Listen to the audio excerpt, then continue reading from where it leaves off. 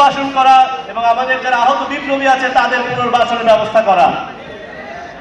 কিন্তু আজ এত মাস পরেও এই গণ অভ্যুত্থানের মধ্য দিয়ে গঠিত হওয়া অন্তর্বর্তীকালীন সরকার সেই কাঙ্ক্ষিত পুনর্বাসনের ব্যবস্থা করতে পারে নাই।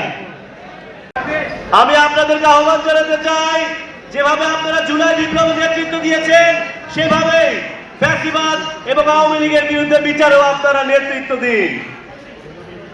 আমরা সংস্কারের কথা বলছি, এই সংস্কারের মধ্যেই কিন্তু আগামীর বাংলাদেশের চিত্রপট রচিত আছে। গত 10ই আগস্ট এই সচেতন রাজনৈতিক ফোরাম সর্বপ্রথম কুমিল্লায় প্রস্তাব করেছিল, বাংলাদেশে সর্বপ্রথম তারা প্রস্তাব করেছিল আওয়ামী লীগের যারা লাইসেন্সধারী কুমিল্লার বিপ্লবীরা জীবনের নিরাপত্তাহীনতায় ভুগবে।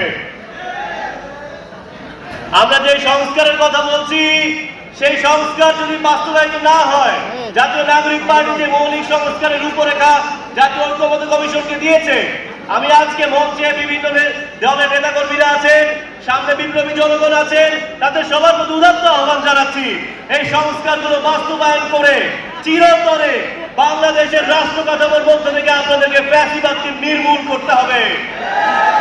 নির্বাচন চাই যার মাধ্যমে বাংলাদেশ আবার এক গণতান্ত্রিক প্রক্রিয়ায় ফিরতে পারে। সেই সাথে আবারও শহীদ পরিবার এবং আহত বিপ্লবীদের প্রতি শ্রদ্ধা জানিয়ে বৈষম্যবিরোধী জেলা বৈষম্যবিরোধী ছাত্র আন্দোলন কুমিল্লা জেলা এবং কুমিল্লা মহানগরী ধন্যবাদ জানিয়ে জাতীয় নাগরিক পার্টির নেতৃবৃন্দকে ধন্যবাদ জানিয়ে আপনাদের সবাইকে ধন্যবাদ জানিয়ে এই বক্তব্য শেষ করছি। ইনকিলাব জিন্দাবাদ।